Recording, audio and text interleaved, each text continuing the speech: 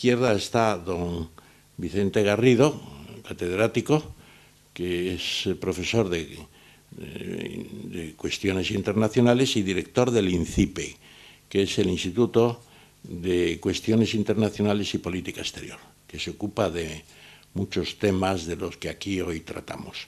Él va a ser el invitado especial. Se ha disculpado Julio Ríos, catedrático de la Universidad de Vigo y director del Observatorio de China, que está en condiciones de salud que no le permitían venir hoy. A mi derecha está el profesor Sagardoy, Juan Antonio Sagardoy, catedrático de Derecho y Economía del Trabajo,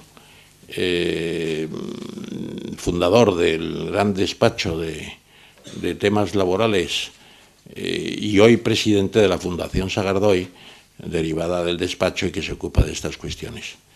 Y finalmente está el embajador Bregolat, que ya conocen todos ustedes y que le hemos invitado a que esté con nosotros porque seguro que querrá intervenir.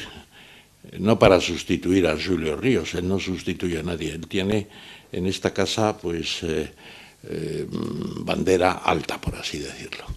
Y entonces ya, y perdonen que sea yo el presentador del acto, va a intervenir presentándome a mí el profesor Sagardoy. Así que, Juan Antonio, muchas gracias por haber venido y esperamos que puedas hacer esta presentación y luego moderar el coloquio. Moderar el coloquio que se producirá primero con los invitados especiales, don Vicente Garrido y don Eugenio Bregolat, y luego ya las palabras que quiera tomar el público. Pues esa es la cuestión. Muchas gracias. Muchas gracias y antes que nada buenas tardes a todos los compañeros de mesa y el público que nos acompaña. Cuando me llamó Ramón Tamames, buen amigo y a quien admiro por su muy buen hacer durante tantos años y sus conocimientos y su personalidad, que presentara su persona y moderara el coloquio, pues lo hice encantado, porque todo lo que puedo decir es bueno y positivo, lo cual ya es no falto a la verdad en nada, o sea que no tengo que hacer ningún esfuerzo para que todo lo que diga sea sincero, auténtico y real, ¿no? Dice que las conferencias después de los almuerzos, aunque ya ha dado tiempo al que tenga la costumbre de dar una cabezada, de haberla dado, pero dicen que después de los almuerzos el problema de los conferenciantes es doble. Uno, no despertar a los que están durmiendo, y otro, que no se duerman los que están despiertos, ¿no? El profesor Tamames, aunque ya digo, la hora ya es un poquito alejada de esa hora del posmeridio, que siempre es tan peligrosa, pues seguro que a pesar de todo, aunque fuera a esa hora, no nos dormiría ni nadie se despertaría. Bueno, sí se despertarían, no se dormirían, porque es muy interesante siempre lo que dice, ¿no?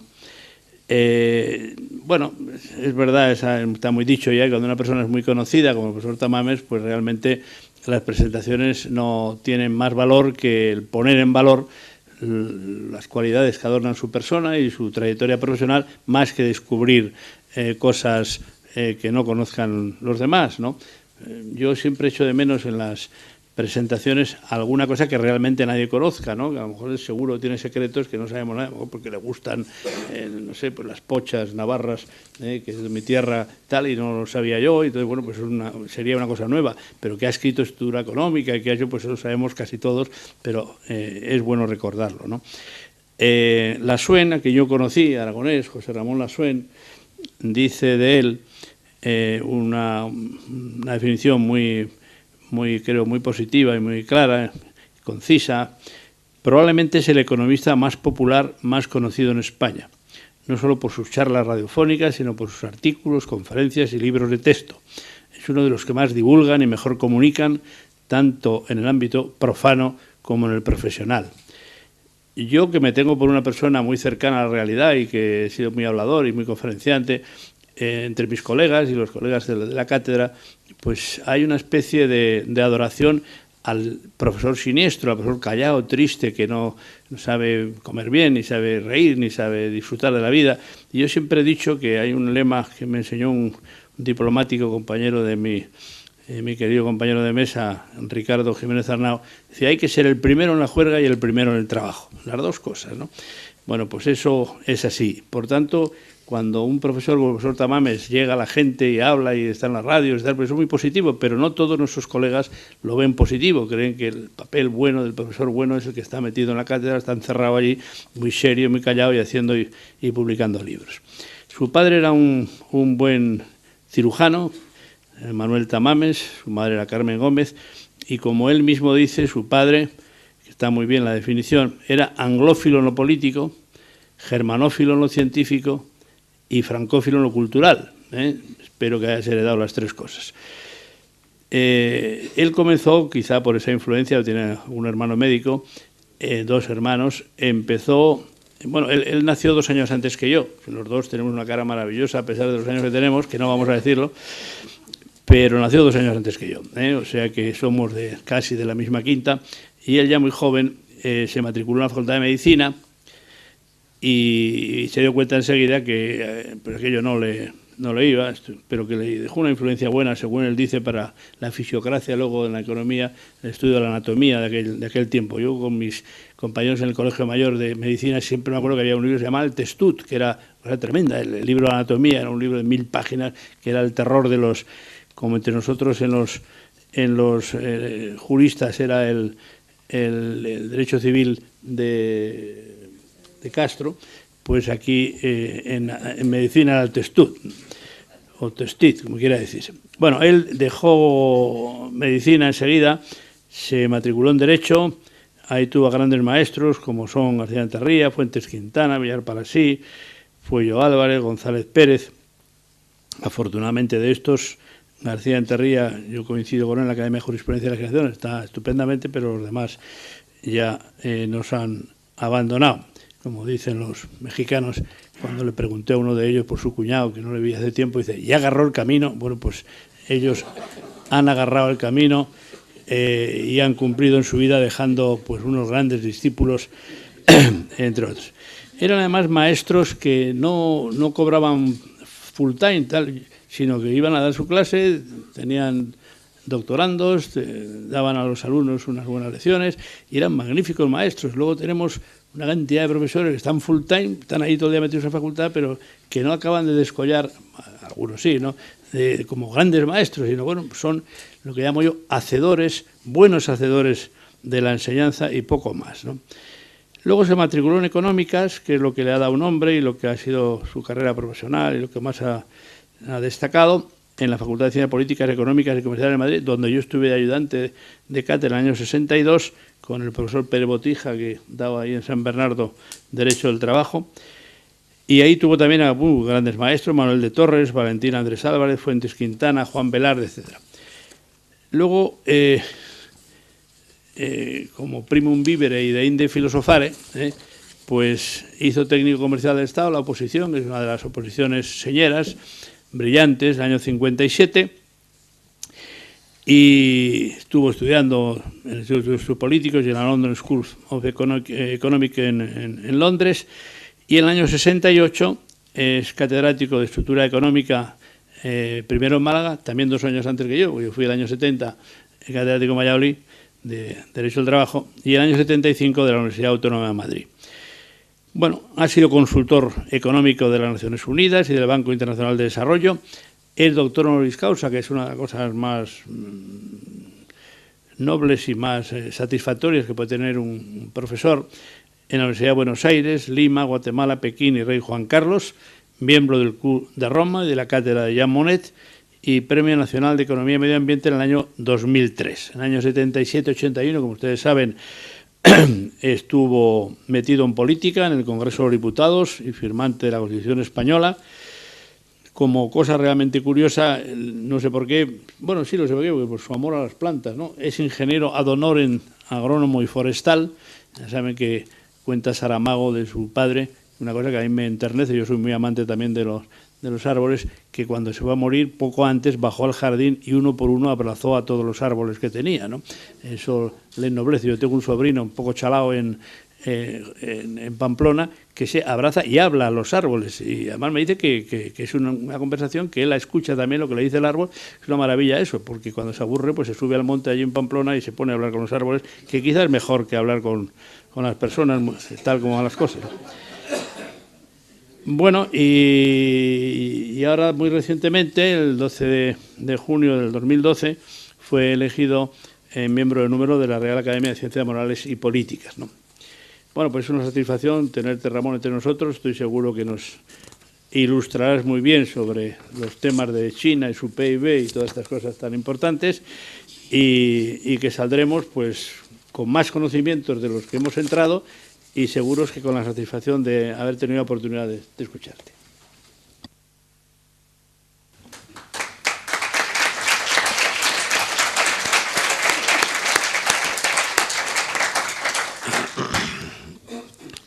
Muchas gracias por esta presentación tan amistosa. Yo completaría la referencia del mexicano que agarró el camino, porque se puede decir de otra forma más espiritual y al mismo tiempo material, porque es aquel que llega al monasterio y pregunta por el padre prior y le dice el monje que sale a recibirle, dice, no está, pasó a mejor vida. Y le dice, ¿a mejor todavía? Y luego lo de abrazar los árboles, pues es cierto, realmente los árboles tienen su propia alma, seguramente, no sé si se puede llamar alma, pero yo cuando el viento rompe una rama que todavía se puede reparar y la entablillo, ahora tan fácilmente con tantos adhesivos, le hablo al árbol y generalmente sobrevive. Y hoy quiero decir que, refiriéndome solamente a la primera fila, que me alegro mucho de que estén personas tan amigas mías y estupendas que van a participar en este curso, como Rogelio Pérez Bustamante, catedrático de la Universidad Rey Juan Carlos. Está también uno de mis pupilos preferidos, que es un especialista en marketing, José.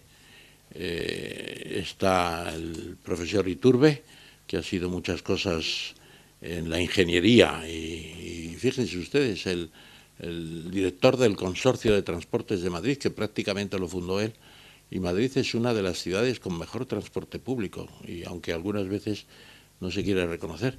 Está Félix López Palomero, que es doctor, ingeniero agrónomo y economista, gerente del Foro Agrario, donde vamos a estudiar procesos muy importantes y creo que decisivos, como es la desagrarización de España, que estamos pasando por eso.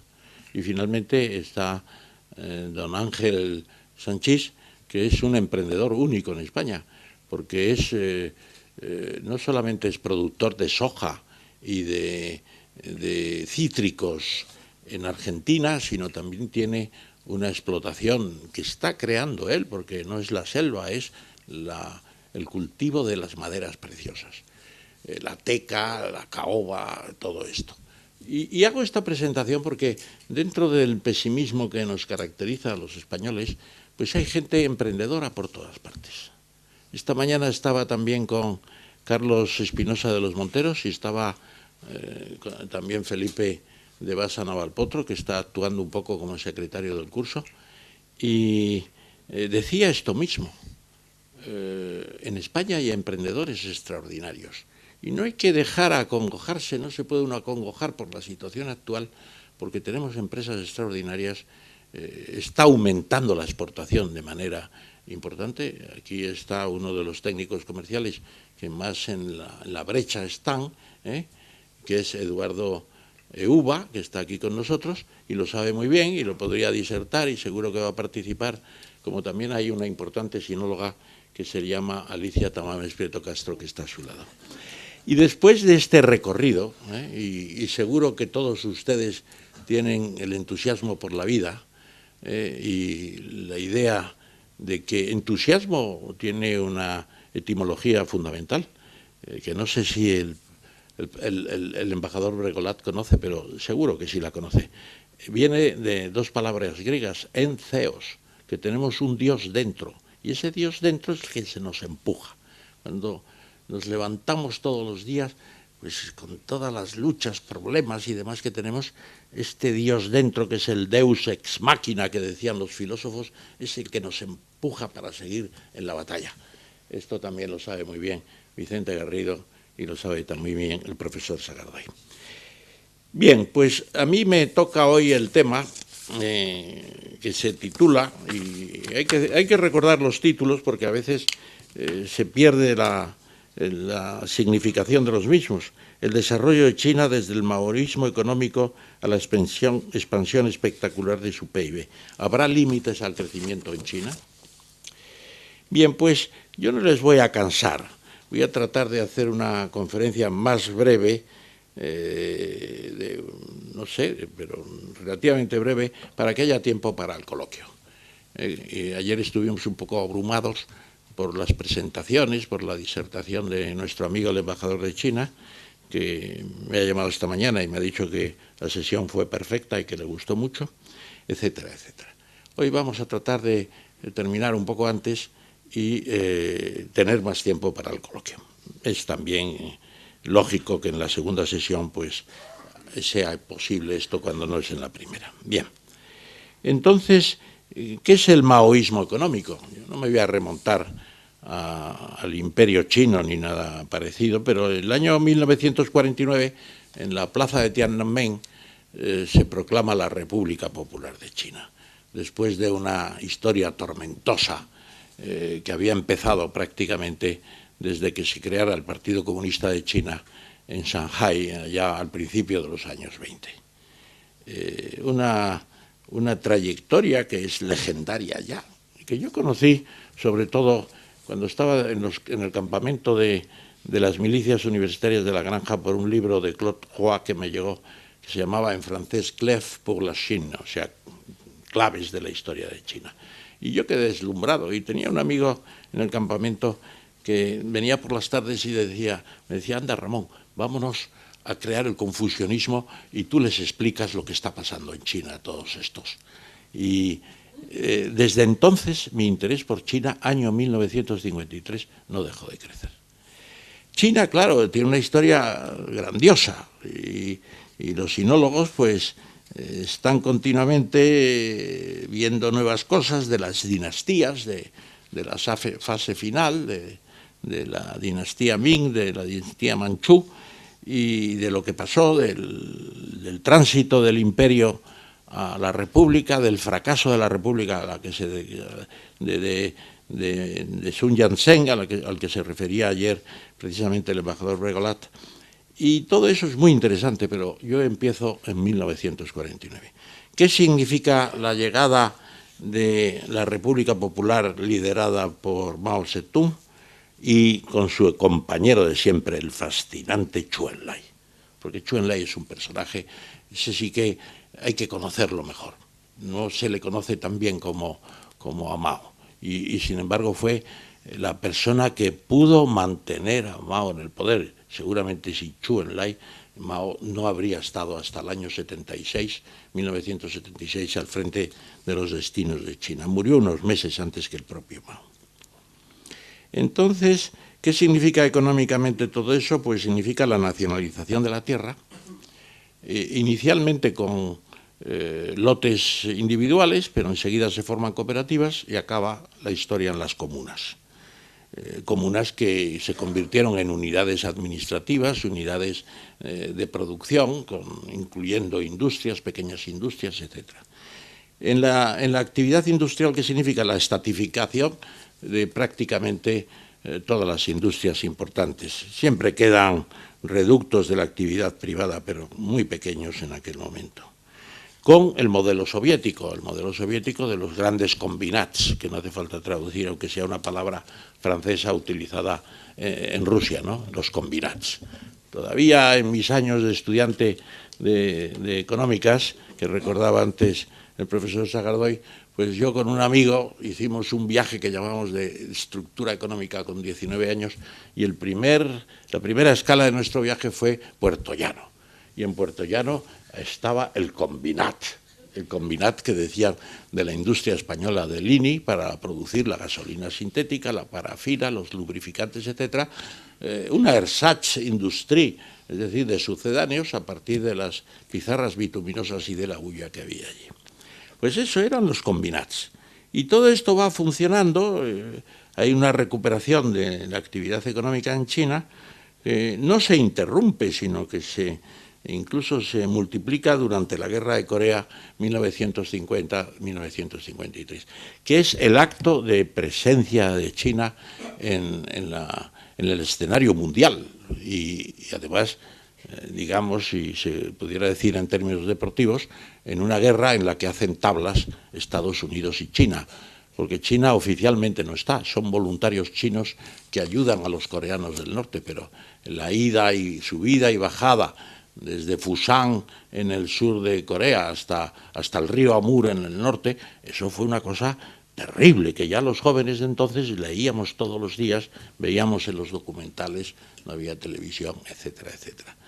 Y en ese momento China pues, podría haber padecido un bombardeo nuclear que planteó MacArthur al presidente Harry S. Truman, que le despidió ipso facto. El mismo día que le planteó la cuestión, le dijo que quedaba retirado del ejército de los Estados Unidos porque evidentemente bombardear las ciudades chinas para parar el ataque chino, coreano del norte, en Corea, pues habría sido la Tercera Guerra Mundial. Hay una fase después de la guerra de fuerte recuperación económica también, todavía sin llegar a los extremos a que se alcanzan después, y se puede decir que el año 60 es otro hito importante de la economía maoísta porque es la ruptura con Rusia, con la URSS. La ruptura con la URSS que básicamente se atribuye al hecho de que Nikita Khrushchev, que fue la última esperanza del espíritu soviético, la época de Yuri Gagarin, de las tierras vírgenes, etcétera, etcétera, de tenérselas muy tiesas, que se dice vulgarmente, a Estados Unidos y entonces a Eisenhower, pues Nikita Khrushchev es el que dice no podemos dejar el arma atómica en manos de Mao porque no sabemos lo que va a hacer con el arma atómica. Y eso significa la ruptura y el apartamiento del modelo soviético y el intento de tener una vida económica propia. Es la experiencia del gran salto adelante. Lo que se plantea por Mao en ese gran salto adelante es ponerse en el cuarto puesto del ranking mundial, adelantar al Reino Unido. Es el objetivo que no se consigue por una serie de circunstancias, porque las tecnologías no estaban disponibles, porque la organización no fue suficientemente adecuada, porque los recursos eran limitados, etcétera, etcétera. Hay una recuperación ulterior, son las 100 flores, cuando dice Mao que florezcan 100 flores, anunciando una especie de libertad que se convierte casi en un cepo, porque los que empiezan a protestar contra el régimen de entonces y plantear renovaciones, etcétera, pues tienen que sufrir las consecuencias de la crítica y de algo más. Y, sin embargo, hay un crecimiento, hay una cierta burguesía de la NEP comparable a la que hubo en la Unión Soviética después de la Guerra Civil, dirigida por Lenin, que después destruye sistemáticamente Stalin, y se puede decir que al renacer el espíritu de emprendimiento privado, pues Mao siente amenazada su gran obra del comunismo total y del igualitarismo, y lo que hace es la revolución cultural. Esto es una historia simplificada, claro, no se pretende otra cosa. Y con la revolución cultural, pues China se estanca durante prácticamente un decenio, con muertes, con situaciones de hambre, con inaniciones, etcétera, exclusión, exilios, campos de concentración, etcétera. Es la parte más negra seguramente de la vida de Mao, con muchos libros, entre ellos el de Halliday y su esposa, en donde se cifran las consecuencias de la revolución cultural en magnitudes asombrosas por su enormidad, por así decirlo. La muerte ya de Mao en 1976 produce toda una serie de convulsiones en el partido y al final sale ganancioso Deng Xiaoping, que ha sido una persona muy activa, que ha sufrido las consecuencias de la revolución cultural y que plantea lo que decía ayer el embajador Bregolat, es decir, esto hay que cambiarlo, progresan todos los pueblos, progresa Japón, progresa Corea del Sur, progresa incluso la India, Indonesia, y no progresamos nosotros. ¿Qué pasa? Pues que hay que cambiar la situación. Son las 4 modernizaciones. La quinta podría haber sido la planteada por Zhou Enlai de la separación del partido del Estado, que también se hablaba ayer, pero esa queda sometida a una cierta refrigeración hasta tiempos mejores, que vimos que se quedaron coartados en Tiananmen en 1989. Las 4 modernizaciones son la liberalización de la agricultura, el fin de las comunas, sin entregar todavía la tierra a los campesinos, que oficialmente no está decretada aún. La segunda, la industria, la apertura de la industria a los emprendedores privados, con las consecuencias que también veíamos ayer. La defensa, transformar a un ejército de más de 12 millones de personas en un ejército mucho más compacto, más tecnológico y con capacidades extraordinarias. Actualmente, hace pocos días, se inauguraba el primer portaaviones de la flota china, y tienen en proyecto otros portaaviones tipo catamarán que pueden revolucionar la situación en el Pacífico. Y finalmente la tecnología, que es una cosa que Deng Xiaoping le prestó mucha atención. Él se dio cuenta, en esto pues era un poco schumpeteriano, se daba cuenta de la tecnología es la que cambia todo. El resultado fue un crecimiento espectacular. Hasta el año 2010, un crecimiento de media al 9,5% acumulativo anual, que significa que la renta en términos reales se multiplica prácticamente por 18, según cálculos más o menos fiables. Esto significa naturalmente pues que China, además de ser una potencia militarmente en presencia desde la guerra de Corea, pasa a ser un gran poder económico. Los chinos, en general, yo creo que son muy orgullosos. Los chinos Han, las minorías, pues depende, pero los chinos Han, que son el 90 y tantos % de la población de China, pues recuerdan, y algunos señalan ya los datos, las estimaciones más bien, del Banco Asiático de Desarrollo, que hace unos años hizo un estudio en el que se puede apreciar que al principio del siglo XVIII, 1700, China e India conjuntamente tenían el 60% del PIB mundial estimado para entonces.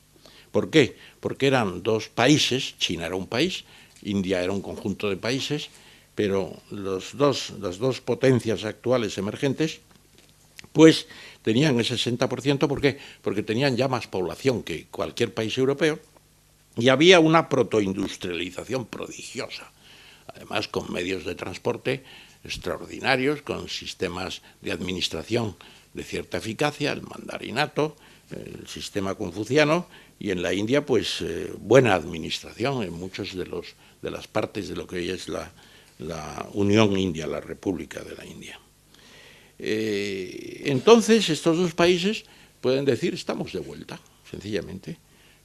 Somos grandes potencias, que lo éramos en el pasado, pero ¿qué sucedió? Pues que no cogimos el tren de la revolución industrial, entre otras cosas porque la presencia británica en la India y la intervención del comercio chino por Inglaterra, junto con otras potencias europeas después, significa las guerras del opio, las guerras de los boxers, etcétera. Por cierto, tenemos un especialista de la guerra de los boxers que va a presentar su tesis doctoral dentro de poco, que es Jerónimo Escalera, que está por aquí también. Entonces, eso significa pues que hay un largo estancamiento y estos países no se incorporan a la revolución industrial y quedan como países atrasados, países más que subdesarrollados, países que se quedan rezagados después de haber sido grandes potencias. porque África nunca fue una gran potencia. No hay países africanos que fueran grandes potencias. Hubo algunos imperios, pero no llegaron a tener las dimensiones de los mogoles de la India o de los emperadores de China. Se puede decir que, por lo tanto, están en una situación en la que dice estamos de vuelta. Después de más de siglo y medio de estancamiento, estamos de vuelta. ¿Y qué ha pasado? Pues sencillamente, ¿cómo se explica la recuperación de estos países y especialmente de China? Pues por la globalización. La globalización desde el año 47 con el GATT, con la Organización Mundial de Comercio después, etcétera, pues las fronteras se abren, el comercio se liberaliza y China aprovecha su ventaja comparativa, que se puede llamar, y la ventaja comparativa son los bajos salarios, que atraen las inversiones de los chinos de ultramar, que tienen una gran importancia. Casi un centenar de millones de chinos viven fuera de China, que fueron los primeros que invirtieron en China cuando el año 1978 se decretan las 4 modernizaciones. Y el resultado pues ha sido ese crecimiento espectacular al que me refería antes. La pregunta que se hace en esta intervención es: ¿tiene límites a la vista el crecimiento de China?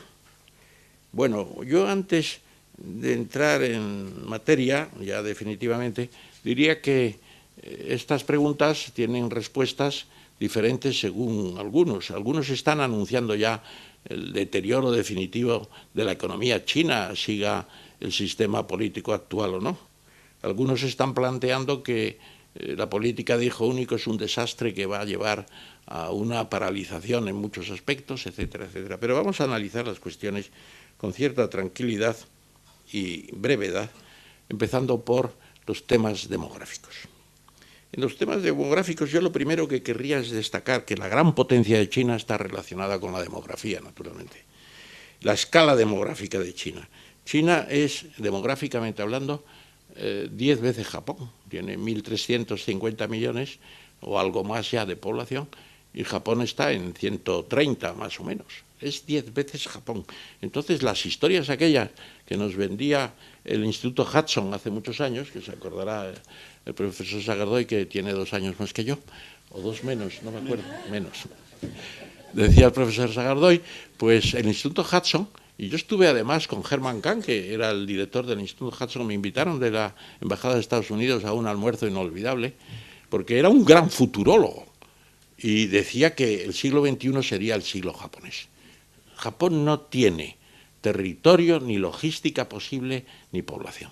El futurólogo era un futurólogo que luego se frustró mucho por toda una serie de circunstancias. Yo, como futurólogo, le pregunté, porque era la época del Watergate, y le pregunté, ¿usted cree que sobrevivirá Nixon? Dice, con toda seguridad, sí.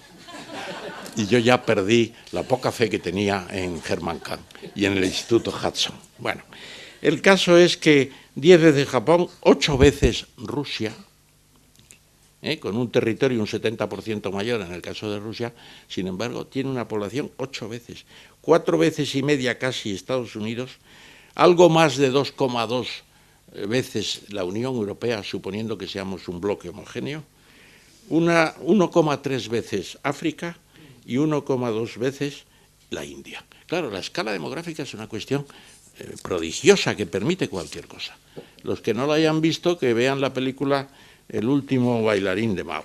Si China decide tener el mejor ballet del mundo, convoca a 10.000 niños con capacidades gimnásticas y musicales, les organiza, y en 10 años pues tiene 50 bailarines de primera, 10 extraordinarios y 2 o 3 excelentes. Y eso pasa con todo, por la escala demográfica. Se puede decir que en los temas demográficos, que en cuanto a límites al crecimiento, la política de hijo único, algunos consideran que será la partida de la decadencia de China. Pero eso está por ver, está por ver. Yo no creo que sea una limitación definitiva, ni mucho menos. Las previsiones de las Naciones Unidas, que tendremos una población de 10.000 millones de habitantes en el año 2100, pues China, en vez de tener 1.350 millones, como tiene hoy, tendría 900. ¿Por qué? Porque está envejeciendo la población y la tendencia sería. a envejecer. Y algunos se frotan las manos pensando que China va a dejar de tener fuerza de trabajo suficiente, que ya se aprecia en algunos aspectos, porque las cohortes de población de la pirámide, que se estrecharon mucho, van subiendo y ahora ya, después de una política de 30 años, se empieza a notar que los flujos al mercado de trabajo de los últimos años han disminuido mucho. China, si hubiera mantenido sus tendencias demográficas de 1980, hoy tendría 400 millones más de población, según cálculos más o menos fiables. Bueno, pues eso significa que... ¿Qué significa la catástrofe demográfica de China? Pues no. Ya hay experimentos en China, en la provincia de Guangdong, una provincia piloto, para ver qué pasa permitiendo abandonar la política del hijo único, aparte de que la política del hijo único no se aplica a todos, no se aplica a los divorciados, ni a los viudos, ni se aplica a ciertas minorías nacionales, etcétera, etcétera. Y la tasa media de fecundidad, que en España está en el 1,3 hijos por mujer, pues en China está en el 1,40 y tantos, casi 1,5. O sea que tampoco es un panorama. Yo creo que la demografía no será un freno, porque además la política de hijo único, a poco que se liberalicen toda una serie de situaciones que se están liberalizando, como veíamos ayer, la política de hijo único tendrá que ser abandonada. Y tampoco va a significar eso una tendencia a la superpoblación, porque los chinos ya están en una situación en la que empiezan a tener comodidades y no van a pasar a familias numerosas. Pues seguramente subirá la tasa media de fecundidad, incluso llegando al turno de reemplazo, que es 2,1 hijos por mujer. Pero la mayoría, la emancipación de la mujer y todos los factores de la industrialización significarán pues que no va a haber un crecimiento, pero podrá ser un crecimiento considerable, pero no amenazante para nadie. Por lo tanto, ese es un primer factor. El segundo es si va a haber o no capital suficiente para mantener este ritmo de avance de la economía china. Actualmente, si no fallan las estadísticas, y hay muchas críticas a la estadística china, el 40% del PIB de China se transforma en ahorro y en inversión. Y, por lo tanto, tiene unas tasas increíblemente elevadas. Nosotros no llegamos ni al 20%. Estamos seguramente, ahora seguramente incluso estaremos en una tasa no negativa, pero muy baja, muy baja. Y Estados Unidos tiene poco ahorro, importa el ahorro precisamente de China, a través de la financiación de los bonos del Tesoro, etcétera. Pero yo creo que en el caso del ahorro indudablemente habrá una tendencia a la disminución, pero forma parte del proyecto de transformar el modelo de exportador basado en la exportación y fundamentalmente a los mercados de los países más avanzados, en un modelo que también tenga en cuenta las necesidades de la población china, en un modelo que dé más importancia al consumo propio. Por lo tanto, ahí puede haber una disminución del capital disponible, porque además China se va convirtiendo en una exportadora neta de capital, en una exportadora de capital importante, todavía no es exportadora neta. Y además, gran parte de las reservas chinas, como saben ustedes, se metabolizan a través de la China Investment Corporation, que tiene en estos momentos en administración, no recuerdo, pero me parece que son casi 300.000 millones de dólares de la reserva de más de 3 billones, pues que se dedican a invertir en todas partes, a externalizar, etcétera, etcétera. Y China llegará un momento en que, como sucede ya en España, pues en algunos años ha sucedido, será un exportador neto de capital, pero sus cuotas de capital serán tan extraordinarias de ahorro y de inversión, a pesar de todo, que yo tampoco creo que eso sea un factor limitativo. Habrá una disminución comparativa de las exportaciones, claro. China pues tiene una exportación en estos momentos de más de $1 billón, ¿no? Y una importación de algo menos de $1 billón. Tiene un excedente que va acumulando reservas. No se crean que es una exportación tan tremenda, porque sobre un nivel de PIB de unos 8 billones, pues 1 billón pues es una octava parte, es un 18-19%, ¿no? Pues entonces eso significa que con las importaciones, quiero decir, el comercio exterior, pues significa que en términos proporcionales, tenemos más actividad exterior nosotros. Lo que pasa es que las dimensiones de China son siempre realmente de gran magnitud. Entonces yo creo que habrá una atenuación del volumen de exportaciones, la revalorización inevitable del renminbi, por una serie de razones les interesará también a ellos, ya lo estamos viendo. Hace 10 años el dólar eran 10 renminbis, al día de ayer la cotización me parece que eran 6,3. Si eso no es una revalorización, pues el sueño norteamericano de que se tiene que revalorizar el renminbi lo suficiente para equilibrar la balanza comercial con China es un sueño imposible, porque es estructural y además el aumento de productividad en China es realmente muy importante también. Por lo tanto, se puede decir que el factor capital no será un elemento, digamos, limitativo de un avance de China que siga creciendo con cierta rapidez. Otro tema que nos preocupa a todos es el de la corrupción. ¿La corrupción es un lubrificante del crecimiento? Algunos piensan que sí, y que gracias a la corrupción, pues se soslaya, se orilla el tema del burocratismo. Bueno, pero esto es una observación seguramente gratuita. La corrupción es también una forma de no aprovechar bien los recursos, el faraonismo de algunas obras públicas. En Japón también hay faraonismo, porque las empresas constructoras ya se ocupan de que se hagan autopistas cuando no son necesarias, se hagan puentes que no son indispensables, etcétera, etcétera. En China empieza a suceder algo semejante. Entonces, realmente la corrupción no es una ventaja comparativa, ni mucho menos.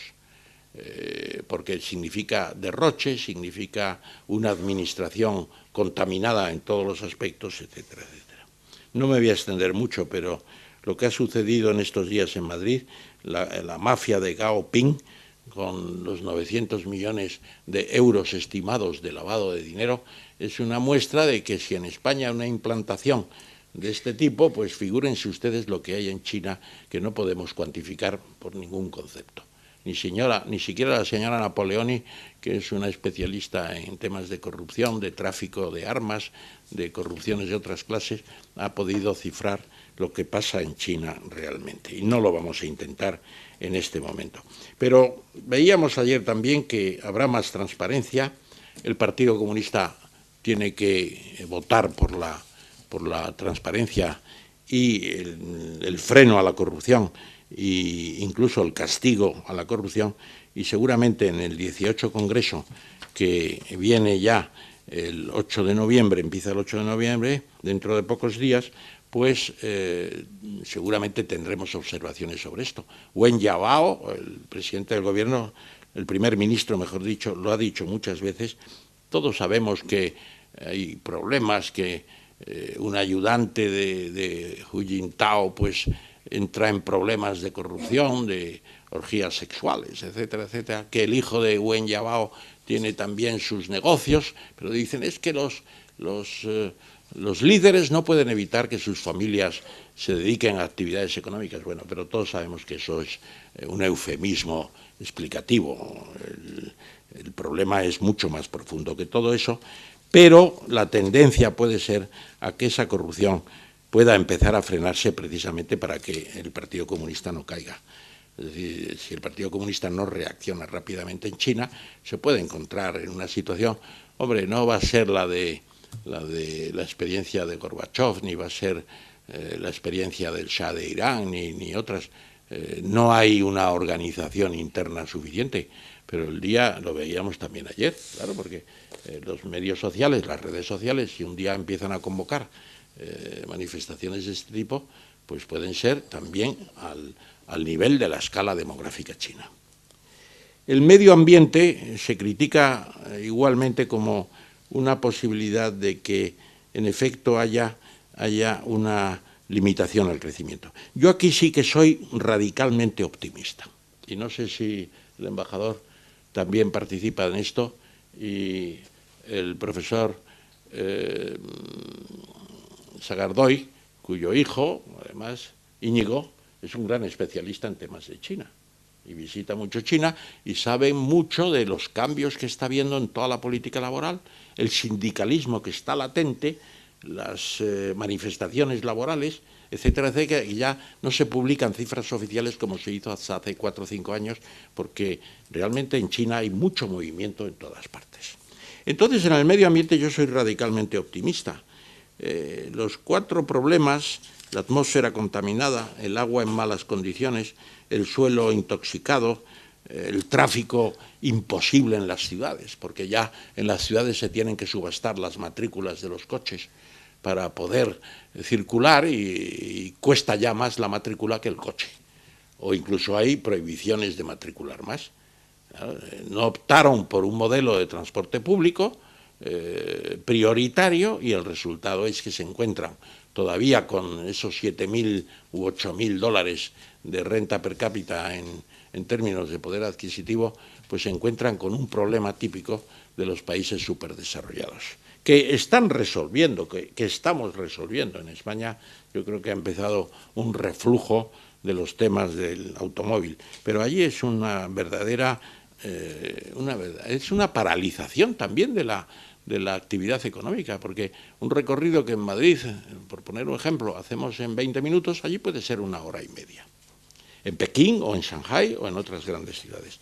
Entonces yo creo que esos temas se están abordando. A mí me decía un compañero de ideas ecológicas de China que al lado de la bandera roja pondrán la bandera verde. Ellos, los chinos, están entrando en las negociaciones del convenio marco de las Naciones Unidas sobre el cambio climático con la idea de que su medidor va a ser la eficiencia energética. La eficiencia energética de China hoy está muy baja. Con 1 tonelada equivalente petróleo, en Japón se obtienen 4 veces el producto que se obtiene en China con 1 tonelada. Es decir, la eficiencia energética está muy baja y va a ser su indicador realmente. Y además están preocupados con los gases de efecto invernadero y el CO2 fundamentalmente, y están cambiando muchas cosas, cerrando minas de carbón, no solamente peligrosas, sino también de carbones de baja calidad, con mucho azufre, que luego se convierten en CO2 y se convierten en toda clase de problemas, y transformando el carbón en gas, en líquido, recuperando el CO2 para usos industriales, para almacenarlo, y avanzando en las energías alternativas, la eólica, la solar, la biomasa, geotérmica, maremotriz. Hoy un gran conflicto que hay en Estados Unidos es pues, que China ya se ha dedicado a producir molinos de viento, aerogeneradores, y la exportación a Estados Unidos es brutal, y el resultado es pues, que le van a aplicar una tarifa especial para que no entren, como también lo hicieron con otros productos chinos en el pasado. Y además se puede decir que la presencia de China en las organizaciones de conservación de la naturaleza está creciendo exponencialmente, podríamos decir. En Río+20, el mayor líder mundial que estuvo allí presente, o dignatario, si ustedes prefieren, pues fue Wen Jiabao. Obama no estuvo, Rajoy sí, pero Obama no. Y entonces en Río+20 ya habló de nuestro futuro común. Pues allí, entre el 26 de este mes y el 7 de noviembre y el 7 de diciembre, habrá la 18 conferencias sobre el clima, y allí estarán los chinos seguramente como protagonistas. Porque yo entiendo que nunca se va a formar una diarquía mundial de China y Estados Unidos, pero el G2 y Chimérica, que algunos ayer desdeñaban, yo creo que es una realidad. No puede haber acuerdos en el G20 si no se ponen de acuerdo las dos grandes potencias. Y no puede haber acuerdos en el tema del cambio climático si el G2 no funciona, es decir, Chinusa o Chimérica. Y eso está sucediendo en el tema del medio ambiente de una manera importante. ¿Qué va a pasar entonces en el crecimiento en los próximos años. ¿Se puede pensar que ese crecimiento va a ir declinando? Bueno, miren ustedes, el crecimiento en España, cuando cambiamos de modelo de producción, no de modo de producción, porque España era capitalista con Franco el año 59, pero el modelo de gestión era un modelo de economía autárquica, muy intervenida, etcétera, etcétera. En China, los crecimientos al 14%, pues se hicieron cuando se cambió el modo de producción de la planificación central y de un socialismo real, que no era un socialismo tampoco fabiano ni cosa parecida. Pues ¿qué pasa? Pues que en los primeros tiempos los crecimientos son formidables. España creció el año 61 al 12% y el año 62 al 12%, y luego ya bajamos, pero recuerden que entre el 61 y el 73 el crecimiento acumulativo en España fue del 7,7%. Pero claro, se agotan las posibilidades, porque ya los primeros impulsos de sustitución de trabajo manual por máquinas, de sustitución de métodos de trabajo inspirados en sistemas paternalistas, gremialistas, etcétera, etcétera, se sustituyen por métodos modernos de taylorismo avanzado, y todo eso significa un impulso extraordinario. Pero claro, cuando ya toda la economía está más o menos modernizada, etcétera, los crecimientos tienden a ser más lentos. No habrá ya crecimientos al 14%. Pero yo tengo la idea de que entre el 6 y el 8% del crecimiento del PIB en China se podrá mantener durante bastante tiempo.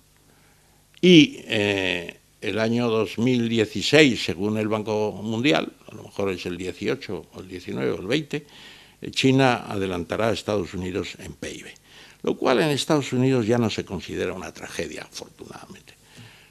Paul Paulson, que fue secretario del Tesoro de los Estados Unidos con Bush, persona extraordinaria, creo que hablaba mandarín también, pues cuando iba a China, pues en el sistema semestral de encuentros a nivel ministerial de China y Estados Unidos, que han avanzado mucho en ese sistema de consultas continuas, pues decía, no, si nosotros aceptamos que China va a adelantar a Estados Unidos en PIB, lo que queremos es que se mantengan las reformas, es decir, que siga avanzando a un sistema mixto de economía y se supone que implícitamente a un sistema democrático.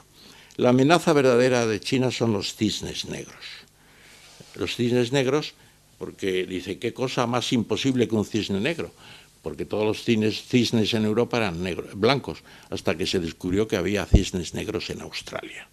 Bueno, pues en la realidad se presentan situaciones inesperadas, situaciones imprevisibles, y un cambio a la democracia brusco podría significar un parón importante del crecimiento, como fue, por así decirlo, la experiencia Gorbachev, que los chinos han estudiado y dicen que no quieren saber nada de eso, y lo dijeron en Tiananmen. No queremos dar primero la democracia sin reformas económicas para tener una economía con clases medias, etcétera. Por cierto, hay un estudio muy reciente que ya establece el volumen de las clases medias en China en 240 millones, con unos criterios de niveles de renta, etcétera, etcétera. Es decir, China tiene ya más clases medias casi que Estados Unidos, y desde luego más que todos los países de Europa Occidental, e incluso de la Unión Europea junta casi. Entonces eso significa pues que ya hay situaciones irreversibles que van a potenciar una solución en la que el Partido Comunista de China va a ser el regulador del cambio. Analogías con esto, pues hasta incluso en España hay analogías interesantes. El cambio aquí fue dirigido desde dentro, desde luego con todas las fuerzas de la oposición, pero hubo una negociación en vez de una ruptura. Y probablemente en China, que no tiene quizá todavía la parte democrática que teníamos aquí, más o menos subterránea o simulada o en las cercanías, en los años 75 a 77, pues en China va a suceder seguramente algo parecido. Yo estoy también en la idea, ayer se exponía por el embajador Bregolat, de que el cambio podrá ser pacífico y no habrá cisnes negros. Llegará esa democracia con sus formas especiales, etcétera, etcétera, y además es que es inevitable. Es inevitable porque ya están, la matriz se está ya preparando para eso, y todos sabemos los movimientos que hay, sociales, municipales, redes de interconexión electrónica y todo lo demás. Por lo tanto, se puede pensar que la sociedad dual tiene que evolucionando también. El dualismo no se puede mantener y ya está en marcha con resultados que algunos califican impresionantes. La revista Forbes antes decía, hace pocos meses decía, el cambio que hay en el sistema sanitario de China es espectacular. Y lo mismo podrá suceder con el régimen de pensiones, con la educación y toda una serie de cuestiones. Ayer el invitado especial, el embajador Piñeiro, yo creo que en su intervención puso de relieve lo que dice Kissinger en su libro On China, que es un libro interesante. A mí me ha parecido muy interesante, sobre todo por las partes tradicionales. La historia tradicional no se puede encontrar en cualquier manual sobre China, pero lo que él dice de su actividad en el acercamiento entre China y Estados Unidos es muy interesante. Y la idea de que China tendrá que entrar en una comunidad del Pacífico, una comunidad pacífica del Pacífico, es una idea importante, como la comunidad atlántica, no en el sentido de la OTAN, sino de que las dos partes del Atlántico en estos momentos están en condiciones de un comercio cada vez mayor, etcétera, aunque el comercio transpacífico hace tiempo que superó al comercio transatlántico. Por lo tanto, yo creo, en definitiva, que los factores limitativos que hemos estudiado se irán corrigiendo y el crecimiento continuará. No a las tasas ya imposibles de los primeros años 80 y 90 y del comienzo del siglo, pero sí a unas tasas que contribuirán además a paliar esta crisis estructural que tenemos, que sin China seguramente sería mucho peor, porque China se ha convertido en el tesorero mundial y China se está convirtiendo también en la gran inversora con sus nuevas multinacionales, su corporación de inversiones relacionada con el Banco Central, etcétera, etcétera. Así que, señoras y señores, yo creo que la visión, con todas sus dificultades, sus tensiones, no voy a hablar de Boschilai, de los problemas del Politburó, todo eso puede surgir en el coloquio, pero creo que tenemos ahí un futuro en el que podremos contar, y ojalá que ya en el 40 aniversario de las relaciones hispano-chinas se pueda hablar tranquilamente y de forma tendida de todo esto. Muchas gracias.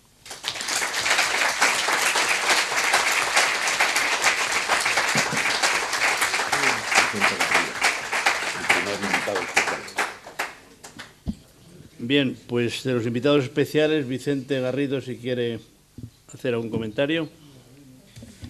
Pues muchas gracias y en primer lugar agradecer a la Fundación MAFRE y especialmente al director del proyecto del Instituto de Cultura, don Ignacio González, la invitación para participar en este interesantísimo ciclo sobre China, y agradecer al profesor Ramón Tamames pues que haya tenido la gentileza de invitarme a ser su comentarista, una persona que ni es economista ni es experto en China.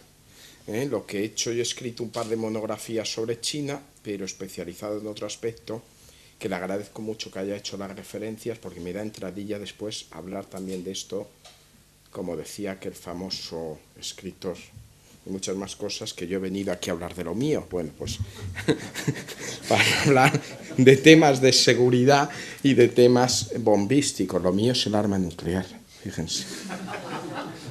Y hace poco pues tuve el honor, el profesor Tamames, además lo presentó también el profesor Sagardoy en el CSD, unas reflexiones muy densas sobre el futuro, un mundo sin armas nucleares, y aparte de agradecerle que me citara mucho, pues hicimos ahí unas cosas, unos apaños de adaptar algunas cosas. Y les hablaré algo del arma nuclear también, pero después. Y después, claro, teniendo aquí en la mesa al embajador Sagardoy y no sé si ayer estuvo presente mi buen amigo, el embajador José Pedro Sebastián de Lice, como no voy a poder ser tan brillante ni como José Pedro ni como el profesor Tamames, pues seguramente lo que tengo que ser es confuso, porque así ustedes se creen que soy brillante, ¿eh? Entonces, es una técnica muy vieja, ser confuso. China, superpotencia mundial, y Ramón Tamames ha mencionado acerca de cuál va a ser el futuro, desmitificando algunos datos, algunas informaciones, algunos análisis sobre si finalmente la economía china seguirá creciendo o no. Y yo, a la luz de eso, y como entradilla, pues también voy a utilizar aquí dos pequeños artículos que cayeron en mis manos esta mañana. El primero, pues, dice que con este título tan apocalíptico, China colapsó en 2013. Y esto lo dice un señor que debe ser importantísimo, yo no le conozco, que se llama Li Zhuyun, que es director del Centro Nacional de Desarrollo e Investigación del Consejo de Estado chino, nada más y nada menos. Entonces, a la luz de las reflexiones que hace, pues, claro, habla de las bancarrotas de pequeñas y medianas empresas, de los bancos, gobiernos locales, y que todo eso es un indicio inequívoco de una próxima crisis económica. Yo voy a ser pesimista porque siempre me gusta terminar siendo optimista. Primero lo malo, ¿eh? De acuerdo con muchos análisis, pues esto no es muy descabellado, porque hay algunas informaciones acerca de la burbuja inmobiliaria. Parece que el sector inmobiliario, que es uno de los grandes motores de la economía china, pues incluso hay análisis todavía más apocalípticos que hay que prestar su atención justa. El profesor Tamames ha dicho además que estos análisis necesitan de la paciencia del tiempo para ser analizados. La agudización de la deuda, y esta mañana me llegó el Economist de esta semana, y entonces lo abrí y dije, anda, para esta tarde me viene muy bien. Dice, China, bueno, habla del mercado bursátil moribundo, es el de hoy, página 55, y lo he estado leyendo, a la vez que escuchaba lo he leído ahora, pero le he prestado atención. Y dice que la bolsa ha caído a 1.999 puntos, que es el nivel de hace 12 años. Y como a todo esto, y además el profesor Tamames ha mencionado que siempre que hay una crisis hay que culpar a alguien, en otro sentido, no, que los dirigentes, que en fin, que no pueden caer en la tentación, pues culpan a alguien. Y que el culpable de todo esto es Guo Shunqin, que fue nombrado en septiembre de 2011 director de la Comisión Reguladora de Seguridad Financiera China. Y hombre, esto desmitifica un poco que si China el dato de si o el apunte acerca de si China caerá en colapso económico en el 2013, porque dice, claro, el culpable es él porque está haciendo todo esto y está muy mal, hace pagar dividendos a las empresas. En segundo lugar, abre el mercado chino a inversores extranjeros, y en tercer lugar, obliga a las empresas a bajar aún más los precios. Y está muy mal, y esto, por estas causas, pues realmente la bolsa, el mercado bursátil, está cayendo. En otros ejemplos que también ha mencionado Ramón Tamames, el gasto en salud, cuando se habla de colapso económico, pues bueno, ahí yo que más que colapso económico, si se ve la copa medio llena o medio vacía, pues se puede decir que gastar más en salud o obligar a los dirigentes locales a invertir más en educación, vivienda, infraestructuras, para unos está muy mal. Y eso lleva al colapso, pero yo creo que son signos que si se ve la copa medio llena, pues son signos de una economía en cambio, como ha mencionado también Ramón Tamames. Los desequilibrios entre las importaciones y las exportaciones, pues igual, lo podemos ver medio lleno o medio vacío. Y después, sin embargo, el FMI, que no siempre acierta, pues está dando datos de crecimiento de PIB, pues decía que para este año debería haber estado por encima del 9% y es solo del 7,8%, solo. Claro, si lo comparamos al 2,7, el 14%, pero fíjense, un 7,8 es mucho, ¿no? Muchísimo. Los economistas que harán evaluaciones de todo esto, a mí ya me parece mucho el dato así. Ahora les cambio y les doy el dato optimista. En relaciones internacionales explicamos que una potencia mundial, e incluso una superpotencia, una gran potencia, no es potencia si no tiene capacidad de liderazgo y gasto militar, inversión en defensa. Y atendiendo a todo esto, no me parece a mí que la economía china esté muy moribunda. En primer lugar, el incremento del presupuesto de defensa, más de 91.000 millones de dólares, que dice, discúlpenme, los chinos, los dirigentes chinos. El SIPRI, que es un centro prestigiosísimo, basado en Estocolmo, el Instituto Internacional de Estudios por la Paz, dice que los dirigentes chinos se engañan, que no son 91.000 millones de dólares de incremento, sino que son 143.000. Si ustedes suman el gasto en defensa de Francia, Japón y el Reino Unido, los tres, Francia, Reino Unido y Japón, si quieren, eso es lo que gastan los tres en defensa. Lo que, fíjense, que es una barbaridad. El presupuesto de defensa entre 1989 y el 2009 se incrementó entre un 10 y un 12%. Y claro, volvemos, algunos analistas dicen, es que para el 2012 solo se incrementa en un 10,8%, solo. Y después unas Fuerzas Armadas de 2.200.000 efectivos, 51.000 reservistas, 660.000 efectivos en fuerzas paramilitares, carros de combate, marina reforzándose y modernizándose de una forma tremenda, misiles y CBMs de largo alcance, fíjense la nueva versión del DF-31, 14.000 kilómetros, y armas nucleares. Y aparte de eso, porque les voy a concluir con esta cuestión de las armas nucleares, 17.390 cascos azules aportados por China desde el año 1992. Eso es potencia, eso es capacidad de proyección. Así que podemos coger este análisis acerca de si economía moribunda o que a punto de colapsar, dice el artículo del prestigioso Carnegie Endowment for International Peace, o la bolsa moribunda de The Economist. Hoy, hace 48 años, que China hizo su primer ensayo nuclear. Fue ayer, pero me venía mejor decirles hoy, 16 de octubre. Bueno, pues, ¿saben ustedes lo que a la sazón, cuando hizo ese ensayo nuclear, que lo llamó Chick 1, como el nombre de una colonia casi, Chick 1, y lo hizo en Lopnor, el lugar más apartado de una base estadounidense, para no ser detectado. Bueno, pues cuando General de Gaulle conoció de la explosión, dijo en una reunión, señores, y por si fuéramos pocos, ahora también los chinos. No les hablo del arma nuclear nada más que al final, pero sí me sirve el dato en comparar el dato en grosso modo macroeconómico sobre la situación económica moribunda china que dicen muchos, con lo que es una potencia. Y desde este punto de vista, China es una potencia con capacidad de proyección de fuerzas en el exterior. Bueno, pues muchas gracias.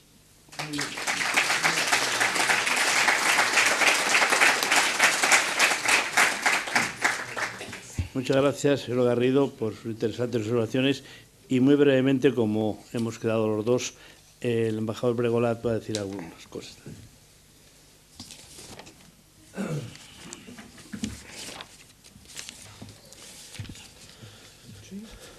Unos breves comentarios a lo que se ha dicho, algunos puntos.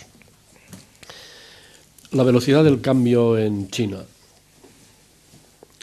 Cuando salió mi libro hace 5 años solamente, decía lo que entonces todo el mundo aceptaba, que si todo iba bien y no descarrilaban, su PIB podría ser parecido al de Estados Unidos a mediados de siglo. Eso hace solo 5 años. luego resulta que del 2000 al 2010 han crecido más del 10% al año, 10 y pico, 11, tremendo. Japón, el año 2000, tenía un PIB que era muchísimo mayor que el de China. El de China no llegaba ni al 30% el año 2000 del de Japón. En 10 años le ha alcanzado. Ahora, si creces al 10-11%, doblas en 7 años, cuadruplicas en 13 y China ha crecido el orden del 11. Está claro que para que China alcance a Estados Unidos en pocos años, como ahora todo el mundo admite, que el Economist y Goldman Sachs y todos estos ahora dicen que será pues a valor nominal entre el 20 y el 25. Y en paridad poder adquisitivo, pues nada, el año que viene o en fin, esta tarde a lo mejor. Entonces, para que esto se produzca tiene que haber algo parecido a lo que ha pasado con Japón, o sea, que esta década Estados Unidos no crezca casi nada y que los chinos mantengan un crecimiento de 7, 8 o más. Evidentemente no es imposible. Para el año 2050, Goldman Sachs y otros, pero Goldman Sachs dice que el PIB de China puede ser un 30 o un 40% mayor que el de Estados Unidos.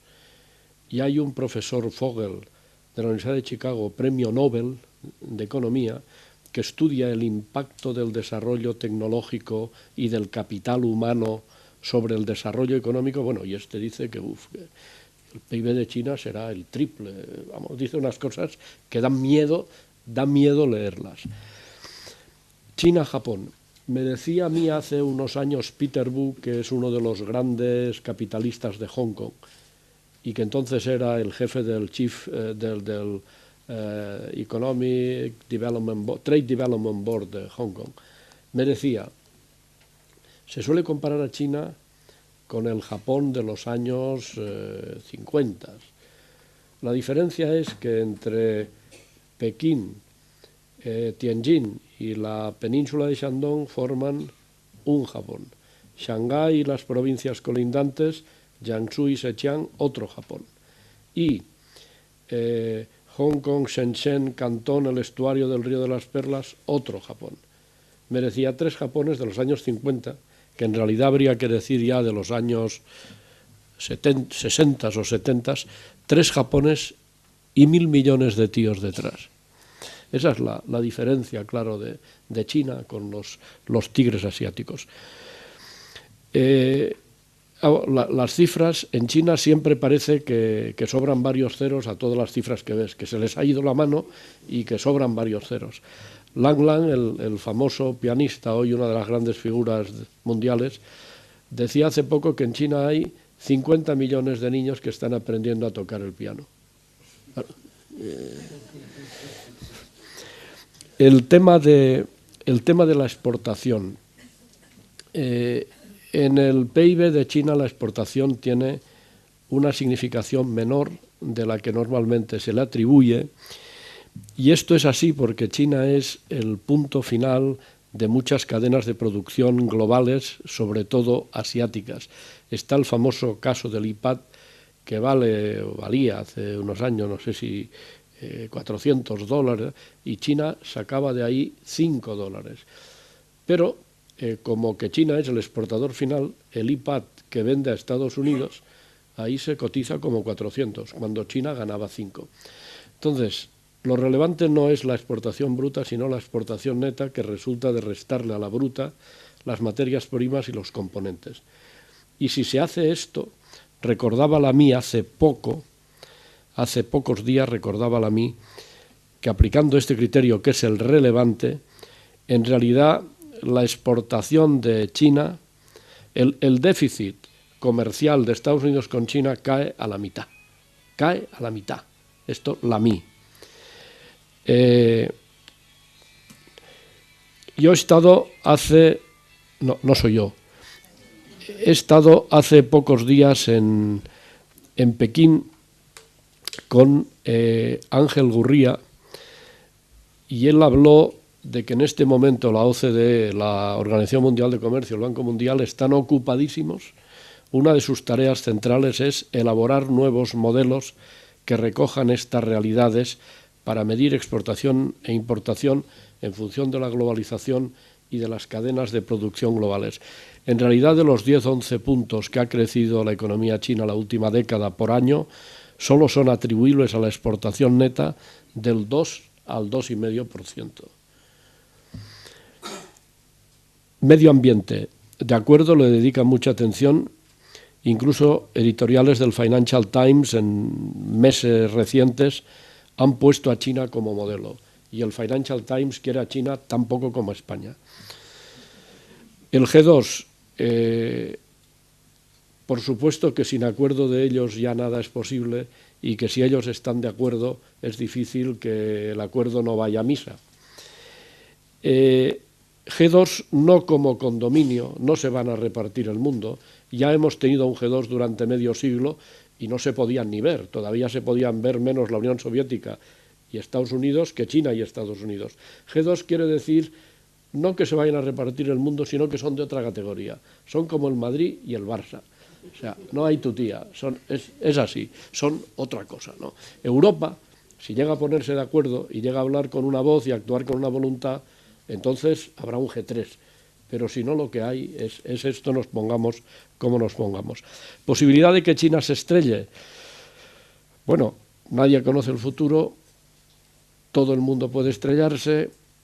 Wen Jiabao, como recordaba ayer, el año 2007, antes de la caída de Lehman Brothers, decía aquello de que China tiene una economía descoordinada, desequilibrada, no sé qué más, y a largo plazo inviable, lo cual es una autocrítica brutal para el primer ministro de un país que venía creciendo durante 30 años al 10%, cuando nuestros capitostes fueron incapaces de ver que nos la íbamos a pegar y nadie... lo de la reina de Inglaterra, señores, pero nadie vio nada. Pues no, se ve que nadie vio nada. Yo hace 25 La reina de Inglaterra entrando en la London School of Economics, que salía en ese momento Davis, el director y le abre la puerta del coche, el director, le dice, pero ¿cómo no se han enterado ustedes de lo que estaba pasando? Claro. Su sombrero, su bolso, ¿cómo no se han enterado? Hace 25 años que yo sigo las cosas de China y sistemáticamente en este tiempo siempre he oído decir, se la van a pegar, es imposible, después una subida viene una bajada, se romperá la cabeza. De momento la cabeza nos la hemos roto nosotros, los europeos y los americanos. Que China se la puede romper y tiene enormes problemas, no hay duda, pero empiezan por reconocerlos y durante ya un tercio de siglo, que no son hasta en un país como China, esto ya empieza a ser históricamente significativo, un periodo así, han sido capaces de ir resolviendo. El otro día Gurría, en esa reunión que menciono, no debiera decirlo, pero me señaló a mí porque hemos hablado a veces y vio mi libro y dijo, cuidado que estos no se la pegan, cuidado que saben manejar. Contaré una anécdota. Stephen Roach, acabo ahí. Stephen Roach, el economista que era el hombre de Morgan Stanley para Asia durante muchos años, uno de los más reputados expertos, escribe habitualmente en el Financial Times y ahora está en la Universidad de Yale. Stephen Roach estuvo en China muy poco después de la caída de Lehman Brothers. Y el embajador mexicano me ha contado lo siguiente, que en una reunión, debía ser parecida a esta, con un público chino y extranjero, Stephen Roach dijo, señores, ustedes van a crecer al 6%. Y hubo algún murmullo entre el público, sí, se lo crean o no se lo crean, 6. En realidad en China tenía que haber hecho así, que es lo que ellos hacen para el 6. 6. Al cabo de un par de años, el embajador mexicano volvió a ver a Stephen Roach y le dijo, señor Roach, ¿se acuerda? Yo estaba 6. Y Roach, uno de los grandes expertos mundiales, hombre que sabe mucho de China, dijo, ya no entiendo nada, deben tener hilo directo con Dios.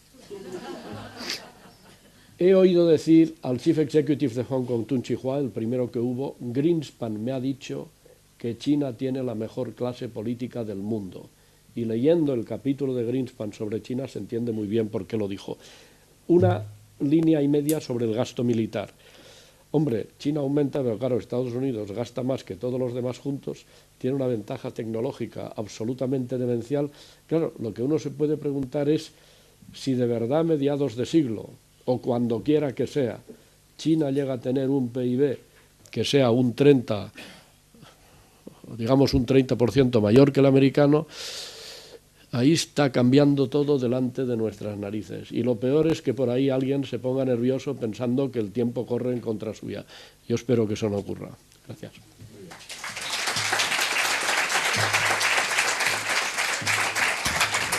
Bueno, ahora voy a dar la palabra al que quiera tenerla. Yo decir que todo lo que he oído muy interesante, a mí lo que sigue impactándome siempre mucho es el tema demográfico, ¿no? Que efectivamente es algo que te supera o no supera. Me decía una vez una persona haciendo una reflexión, imagínate cuando empieza a moverse el turismo chino y venga a Europa el 10%. Son 120 millones de personas. Y yo le decía, pues fíjate si viene el 1 por 1000 a San Fermines, ¿no? Que sería 1.200.000 en Pamplona viendo con el encierro. Bueno, todo es una dimensión tan sideral, tan tremendo, que si lo llevas al consumo ya. Yo la única duda que tengo es si ellos son autosuficientes, porque claro, el mercado es inmenso, claro, 1.000 y pico millones para todo, para vender todo. Y dice, vamos a vender cerveza, te pierdes. Coches, todo, bicicletas, todo te pierdes, ¿no?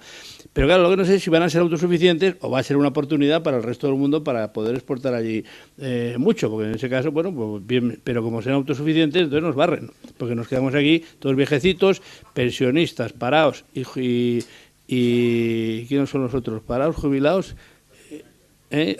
parados, jubilados, inactivos totales. Bueno, no sé, hay otro, bueno, claro, no personas, sino si todo se nos va en las pensiones, en el paro y en los intereses para la deuda y tenemos las catedrales nada más, pues por mucho que explotemos la catedral, bueno, a lo mejor es una solución y nos convirtamos en un museo y que vengan todos chinos que trabajan como siempre decían de pequeños, y trabaja como un chino, ¿no?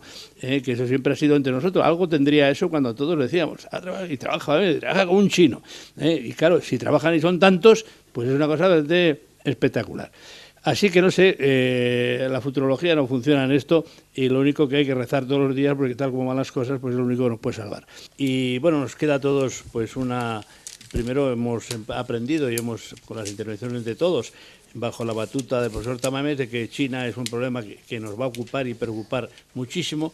A mí, aparte de la demografía, que me sigue impactando mucho, siempre me ha impactado mucho, no sé si porque los políticos lo hacen de una forma, o por el sistema político, por la gente, la disciplina que hay. Yo cuando veo esos ejércitos chinos, todos en fila, ordenadismos, es impresionante, frente a lo que ocurre en Europa y nosotros en particular, con los políticos. Siempre me acuerdo de la anécdota que estaba un político echando un mitin y dice, ¿el caos o nosotros? Y todos dijeron, el caos, el caos. Y dijo, no, también somos nosotros, con lo cual no había elección. Bueno, pues esa es otra cosa también que no sé si tocará en alguna de las conferencias, lo del pueblo chino uniformado y siguiendo obedientemente, eso también te come a unos países como los nuestros, pues que con la historia bendita historia, pero vaya, con los excesos de la historia, de que aquí cada uno haga lo que le pasa por las narices, pues esto al final también nos van a meter un rejón importante, ¿no? Si son muchos, trabajan mucho y además son ordenados, pues nos tiene un porvenir pues un poco complicado, ¿no? A mí ya me va a coger un poco viejo, pero bueno, pero complicado. Así que muchísimas gracias a todos, no podemos dar la cena, que estábamos ya cerca de ella, y hasta otra cosa.